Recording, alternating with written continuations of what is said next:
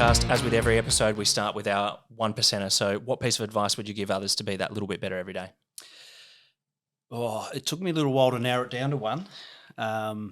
So many little one percenters, which maybe illustrates if you do lots of the little things right, then you might be going all right in life rather than sweating the big stuff. But settled on something that the person who's known me the longest in life, my mother, instilled in me, and I can't even remember when she did that, but it's not what happens to you in life that matters, it's how you handle it that counts. And after, I guess, talking to you, Aaron, in leading up to this, I actually explored that notion a bit. And I thought, well, why have I spruiked that in so many different situations to so many different people? And I came back to it and I realised for the very first time that there's two elements to this. There's your own personal response and reaction to what life throws at you and how you then handle it. And there's also how your response or reaction affects others. And I think when I did dig a bit deeper into it, it probably was more the latter, as opposed to myself and handling the ups and downs. It's how am I affecting other people around me? And I guess as an educator, forever speaking to young people and trying to support young people, I just couldn't come away from that one. There were a few others, but I'll stick to that one. And I think it has served me really, really well to stay grounded in life, to realise that whilst you can be in moments where things feel pretty rubbish, it's not the end of the world. And how you pick yourself back up and get going is really what counts. Glad you gave that one a bit of thought, because that's going to be great to dive deeper into as we go. But first of all, if you like what you hear and you're enjoying our podcast or any feedback for us, make sure you hit us up on the socials, like and subscribe, and do all the above. You say about not knowing when that was instilled, but I just think it's super valuable and will resonate with a lot of people. I've just thought of 10 things in this last week, which was, for me, we had a few ups and downs, and I thought, well, I did deal with that better than other times. So give us probably a couple of examples where you've probably done it good and done it bad, and dive into those a little bit. Perfect question, because actually what I was also reflecting on was to really, and as we've spoken beforehand, I didn't come here with any particular message, but in looking at that one percenter, I wanted to really emphasise that it doesn't mean I've got it right.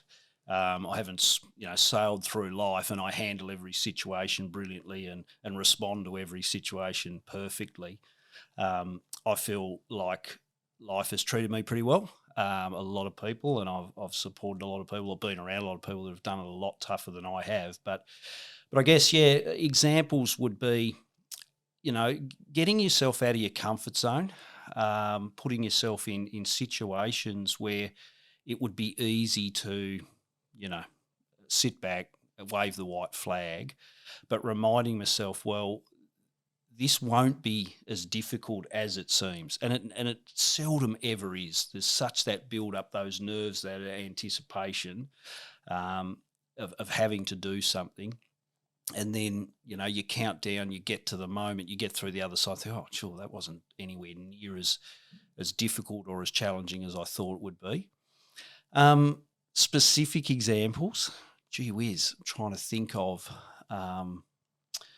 some actual moments, and I reckon they probably come back to, those, I don't want to say tragic moments in life, but when there's a little bit of tragedy around you, or, something's happened to you or people that you love, and it's out of your control a little bit. So I think about my kids, and when, the pressures have been applied to them, and your gut reaction might be to go in, bull at a gate charging and sort out the situation, but just reminding yourself that's not going to end well for anyone. So just taking that breath, thinking about other people. And I might go a little bit sideways here, but I guess I often find myself reminding people, just be careful what tumbles out of your mouth, as to what impact that's going to have on the people around you and listening to you. And I think we live such a busy life now that when the pressure's on and the stress is on in multiple situations, general life, work, friendships, whatever it is, if you're not careful what tumbles out of your mouth, it can have a profound impact on the people that you're talking to or talking about or talking around, and then you settle down and move on, and you might have had a really negative impact on that person moving forward. So I'll keep thinking about that, whether there've been other better specific examples, but I think it's more in a generalistic sense. It's guided me around, look, just take a breath, think your way through this. Don't overthink what hasn't happened yet. And then ride through it and just be measured with how you ride through it for yourself, so you feel good about yourself when you come out the other side, but also you haven't left a trail of destruction, just, getting yourself out of a jam or a challenge or a bind, and you've been, not conscious of the effect you're having on other people. Yeah, I think that you've had quite a few little nuggets in that little dialogue there that sort of resound with me. Like, you find that a lot of people go, thinking about doing the thing is worse than doing the thing. That's one of the points I got out of yours there. And then obviously, the being mindful of what your reaction to circumstances, situations, etc., have with regards to that effect on other people. Me in first response and all that sort of stuff, we're trained to make sure that we're not running around like headless chickens, making the situation worse. So that applies to not just first response, but right across life, no matter what situation you come from. So I guess going through that, I think we're on to basically tell us a bit more about yourself and your personal story, basically. Yeah. Look, as I alluded to before, and thinking about the topic of particularly mental health, men's mental health, that I've sat in a room with Aaron a few times before, I feel really, really fortunate with the network of people that I've had in my life, that I haven't really hit the lows that some people around me have, and really struggle to know how to support over the journey. But yeah, look, Ulverstone boy, raised by an educator and became an educator. I was always going to be a PE teacher for years, and then landed in a primary classroom. And fast forward now as a school principal, have been in school all my life, never left, but enjoyed it. And I guess the opportunity to influence young people, I don't take for granted. And when I say influence, I really do mean as people first, before we get to the reading, writing and adding up, which is really, really important. But just knowing young people and how you can support them.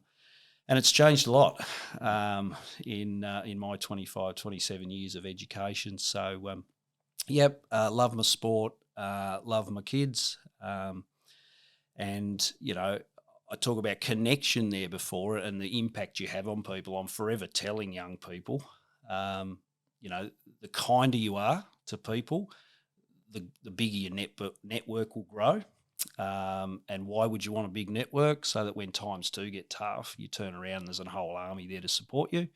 And conversely, if you choose not to be very nice to people in life, then those people do mature, and they move on, and sooner or later you'll turn around, look over your shoulder, and there'll be no one there. So I'm very, very passionate, and if I had have had a second 1%er, it would have been that, but always be kind. You don't know what people are going through, whatever the famous quote is. So yeah, I guess I've always been really, really passionate about the human side of things before getting down to the profits and losses and degrees and education and that side of thing. How can we help people be people before we help them with what they want to do in life? Yeah, sweet. How's that building a network? We spoke about that at length, not necessarily in the podcast, but just how it can be worth so much more than money, having a good network of people and friends in different places and stuff, and just being kind and sharing things, as opposed to going down to the plumber and paying for something. You might know someone that can help you out a little bit and you could help them out, and that's really handy. But on the schools, like I suppose at the school with your 1%er and trying to instill that in kids, because I know at school, it's pretty easy for, I suppose it'd be worse now with teenage boys and girls at school with the social media and stuff now, it's just a nightmare, and they'd think it would be so hard and the world's going to end over this and stuff. And that would be a really good one with your 1%er to just, this is how we can deal with it and this is how we can move forward. So, yeah, absolutely. And it's interesting. I didn't prepare anything tonight, but actually I did say I don't want to come in here and make it an educational podcast, but I went to a PL recently and was listening to a lady talk about anxiety in young people, but she premised it so to say, look, this can suit all people, and she had a certain point in a talk about that young people need us older people to assume the alpha role. And she talked about that the alpha role, if we don't, that the young person will assume that alpha role and will probably be butting heads. And she simplified it so beautifully to say you've only got to do two things. You've got to be a leader and a caretaker for young people. But if one of those two things is missing, then they'll step into the alpha role and you'll butt heads. So if you're only being a leader and telling them what to do and how to do it, but you're not showing them any care and love, they'll step up and you'll butt heads. Conversely, if you're only showing them a lot of love but no leadership, they'll be walking all over you. And it just resonated so powerfully. And I was just looking around everywhere with young people that I try and support. And certainly the challenge is to be that caretaker, because they don't necessarily want it all the time or be seeking it. You've got to be a leader. Us older people are always telling younger people what to do, aren't we? But if you get that caretaker bit right, then the relationship just falls into sync, and you can have that positive influence and build that stronger network. And I've seen that countless occasions where, particularly with young people, don't always get along and agree, but they do respect you because they know deep down you care. And I guess you translate that to relationships of any age. If you get both of those elements right, whether you're trying to support your elderly grandparent or a mate or a colleague, if you're showing both things, then you set yourself up for healthy relationships and bigger networks. Definitely. And my one question, it comes back to, I guess, your 1%er and a little bit about young people as well. It's sort of on, I feel one of the things of your 1%er in particular is it does require you have a certain level of, would it be mental fortitude or resilience in itself to be able to acknowledge when something is actually going wrong and to be able to work your way through the fog of whatever situation is happening. Like, in a sense of, if you were, how would you, as an example, apply your 1%er when something quite challenging, like really challenging, a really, really rough experience, how would you sort of apply that in your life?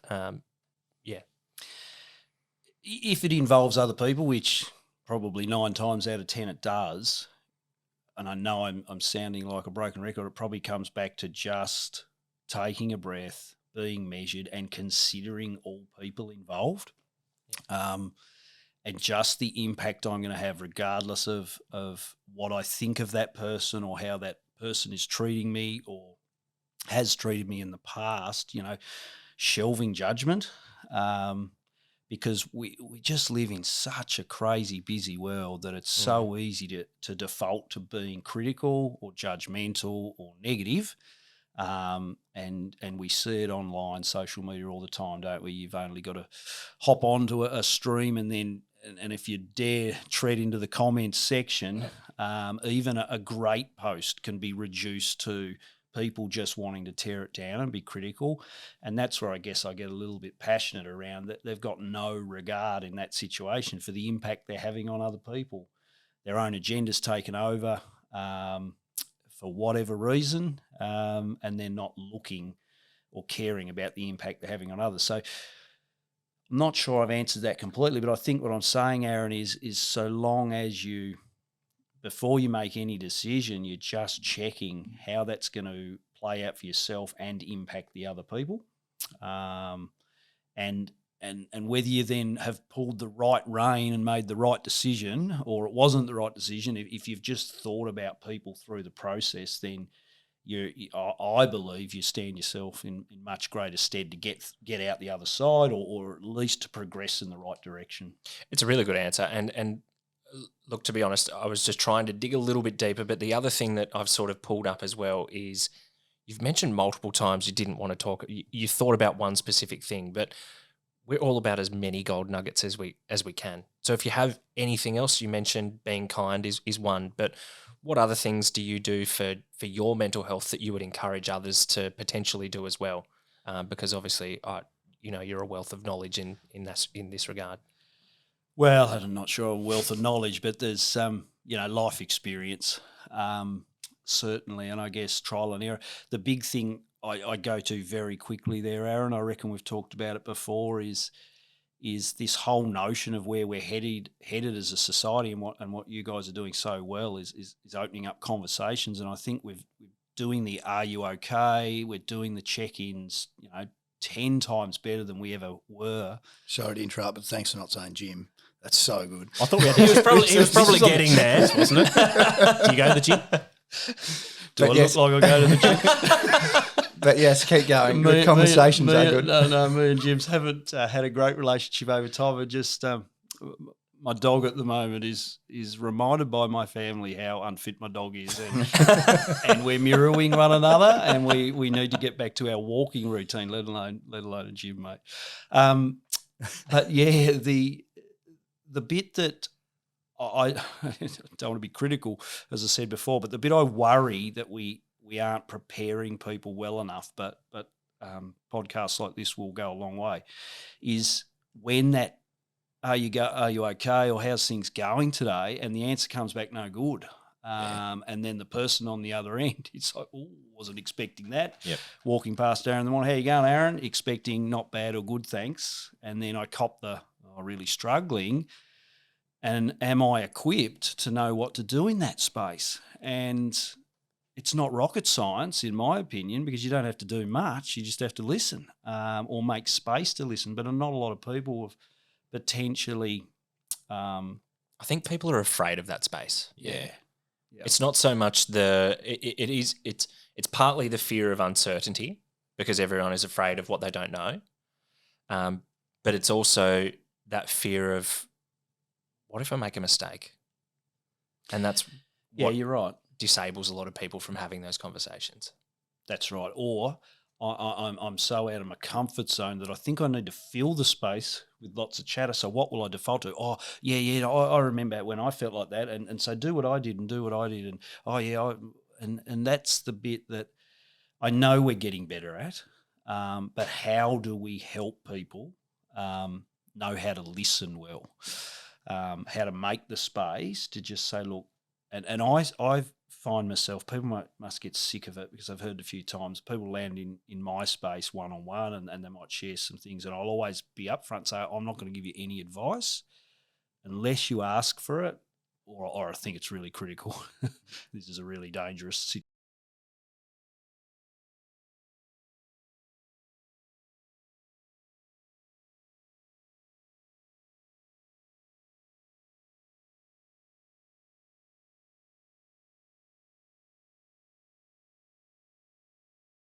To see where they want to take the conversation, and then I guess the benefit of some of my learning through my job around some clever questions to sort of tease out their thinking. But even if you haven't got those tools in your toolkit, just knowing that if someone does land on your doorstep, be super proud that they feel safe in your space, that they could say, no, I'm not going any good, or I'm really struggling, and then say, well, yeah, let's sit down and chat. Let's sit and not have to think you have to solve their problems for them. And so I guess that's been a real soapbox of mine for the last 2 or 3 years, how we do that better. As I said, I think, are you okay, speak up, stay chatty, all those messages are really clear now, but how are we preparing the person if they do have someone, be brave enough to say, not doing so well. And we see that a lot as well. Like, we've recently been working with a business here on the Northwest Coast, and a lot of what they wanted to do was in a different direction, and we worked with their staff, and the simple questions that they were asking was, how do I have this conversation? It's not, should we have the conversation? It's, what do I do next? What are some practical tools that I can use, or conversational points, et cetera, et cetera. And what I'll say to a lot of people is, sometimes, like, you've got 2 ears and 1 mouth, so use them accordingly, listen more than what you speak. But also, sometimes people just want to have a bitch. Just want to have a whinge. Just listen. You don't need to say anything, as you say, unless they ask for, oh, hey, like, I've got this problem, blah, blah, blah, blah, blah, blah, blah, blah, blah. What do you think? Then that's sort of them giving you an avenue to give some potential advice or guidance. But what everyone doesn't want is unsolicited advice. Like, if someone's saying they're having financial problems or something along those lines, like, you don't feel like you have to give them sort of, buy crypto. Yeah, buy crypto. You'll save that. Like, you'll be sorted. I've got the plan for you. Yeah. So it's really interesting, and I think like what I would sort of say to anyone that's afraid of having a conversation is, like, you're just there to listen, and the person that you're talking to doesn't expect a clinical intervention. They just want you, as the friend that they've known for however long, to listen to them, have a bit of a whinge about whatever their problem is, and maybe give them a shoulder to cry on, or a chat to have. So, yep. And I think one question, one bit of advice to the listeners that I guess is unsolicited is, what are you going to do next? Yeah. And I guess that is the strategic part of it that I have at the end of any conversation. So what's next? What are you going to do? Because you say, whether it's just a bitch and a moan or a real pouring out, and I'm really at the bottom and I don't know what to do, so that you don't leave them just, well, okay, they've got that off the chest, but they're no better for it. So I guess that's one thing I really advocate is asking them what's happening next, suspending your judgment on what you think they should do next, because I guess if you can, with some clever questioning, help them arrive at a range of next steps, then they walk away, the future looking a little bit brighter than when you first sat down with them. Thanks, mate. Yeah, that's awesome. Really good. I think that's a really good spot to perhaps stop. I think we've really landed on quite a lot of really good gold nuggets there. As some people might have realised, we just had someone come in the studio as well. So just to put it out there, that's what happened. That's the life of creating these kind of things. But look, there's some stuff there that may be triggering for some people. If there's anything that's come up out of this conversation that has triggered something, we always recommend chat to a mate, chat to anyone, chat to a GP, chat to a counsellor, a psychologist, whoever it is. Just start talking. At the very least, contact Lifeline on 13 11 14. They're a terrific service that are Australians that answer the telephones. A Tassie Lifeline is another really great service that you can get in contact with. But most of all, we recommend just talk to a mate. If you like the podcast and sort of what we talk about, please like, subscribe, share all of our sort of stuff on the social media. Is there anything else that you want to add, mate?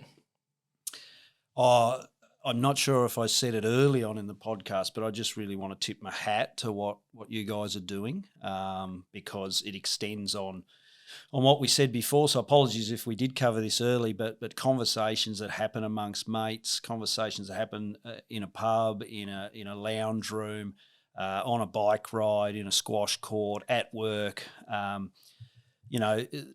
We do need to get people being more comfortable having those harder conversations and prepared to listen to those harder conversations. So for me, as I said, this area is a real soapbox, but I haven't really ever acted on it in any sort of structured way other than conversation. So I just really applaud what you're doing, because you're taking it to a much larger audience than just half a dozen guys that might happen to talk about this stuff around the table. So yeah, and thanks for the opportunity. Thanks, mate. Cheers. Thanks very much, mate. And just to let everyone know on that, we are creating an online community in